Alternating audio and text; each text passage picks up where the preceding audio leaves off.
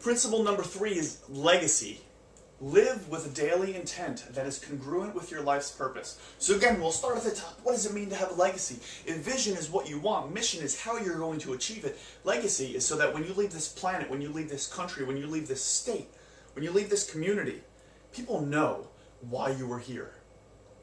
People know why you are here. So live with a daily intent. A daily intent. Every day you wake up and you think, how am I going to achieve what I want to achieve? So people remember why I was here, so that I did something, so that when I look back on my life 30, 40, 50, 75 years from now, I can say that my life was an inspiration to others. See, your life's either an inspiration or an imprisoning.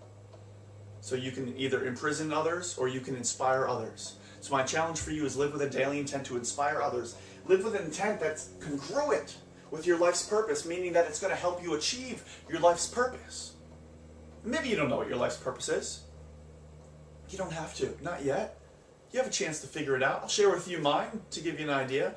My purpose is to use my core genius of simplifying complexities, asking better questions, and communicating with inspiration and influence to fuel my core passion for educating, entertaining, and inspiring others to become less like most people and more like themselves, so that I can achieve my lifelong goals of being the best husband, the best father, the best friend, the best coach, the best teammate, and the best employer. All the while having a lot of fun doing it. That's my purpose. To use my genius, to fuel my passion, to achieve my lifelong goals. That's it. It's simple. It's simple. I could say that again and again and again, and I'll never forget what it is, because it's part of who I am, because it's part of my daily intent. So I want you to figure out, what is your daily intent? How are you going to move towards your purpose every day? Yeah, you could take a day off. I totally recommend it. Day offs are great. Days off are great. Never mind. So here's how we're going to do that. What I want you to do is think about your legacy. Think about what it means to be free. Think about what it means to achieve. You know, because over here, look, it says, the meaning of life is to... And we can't really figure it out, right? Because it's different for everybody. The way you read that chart, the way you look at your life is different than everybody else's life. What is the meaning of your life? See, because you know, again, we usually do what we usually do. So we usually have what we usually have. We usually create what we usually create. And we usually are who we usually are. What that means is, you ever have a really crummy day? What tends to happen? It gets better or it gets worse? It gets worse, right? Totally worse. Why? Because life follows thought. I want you to think about your thoughts often. Because if you're thinking, I'm having a crummy day, why does this always happen to me? I can't believe this is always the way it's going to be. And guess what? It is. Life follows thought.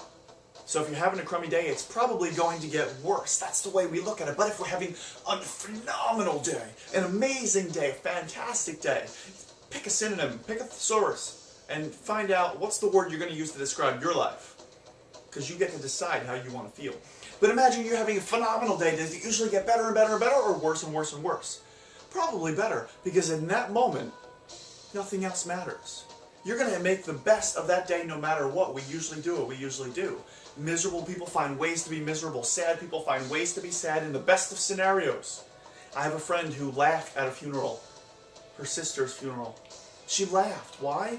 Because that's all she could do, because she's an optimist. She knows she can't change the situation, but she can inspire others. By being sad, she imprisons them. She comes down to their level and sulks and remains sad.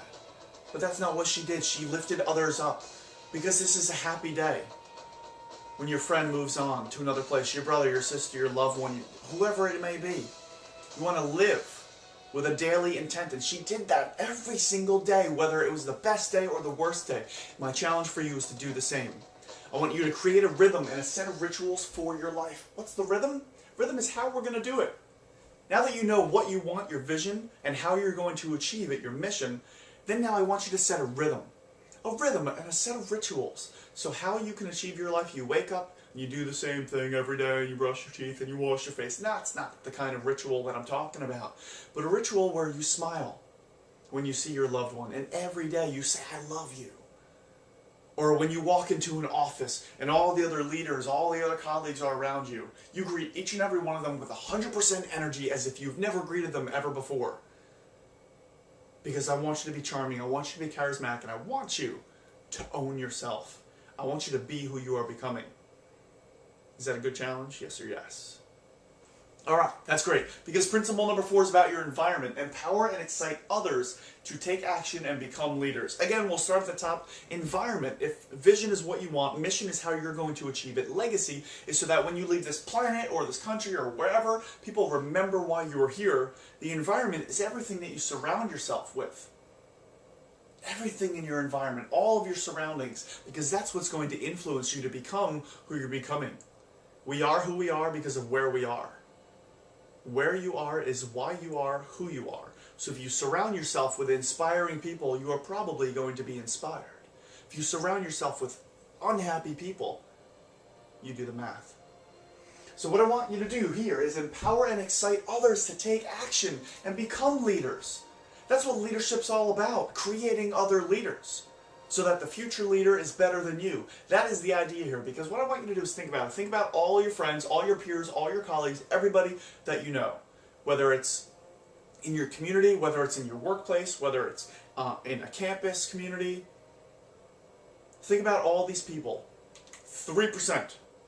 3% are going to be the top leaders, the most engaged. They're going to take part in all the decisions. They're going to make everything a part of their lives. They're going to find a way to do it. It's just 3%. If I took a look at my friends, it isn't everybody.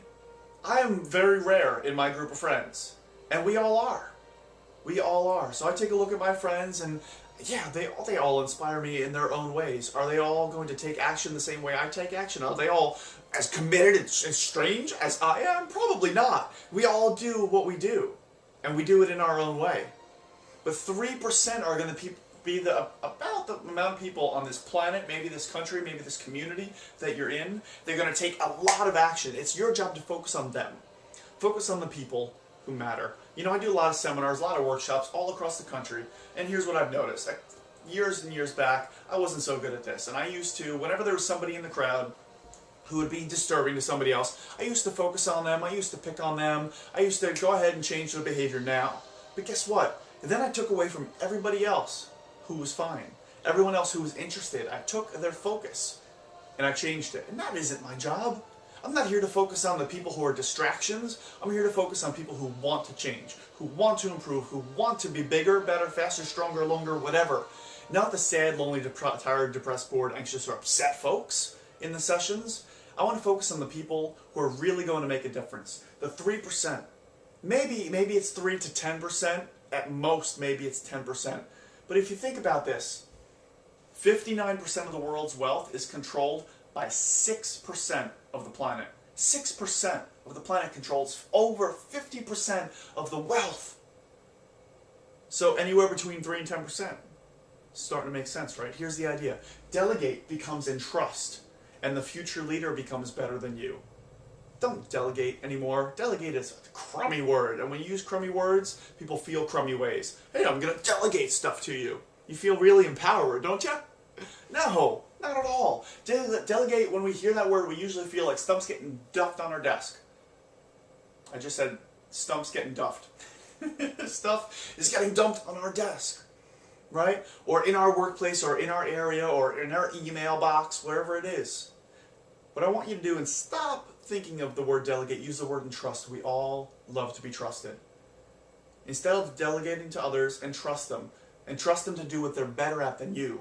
Perform at your genius level and entrust others to do what they're better at than you. That's what teamwork's all about. You want to create a great environment? Delegate becomes entrust, and the future leader then becomes better than you.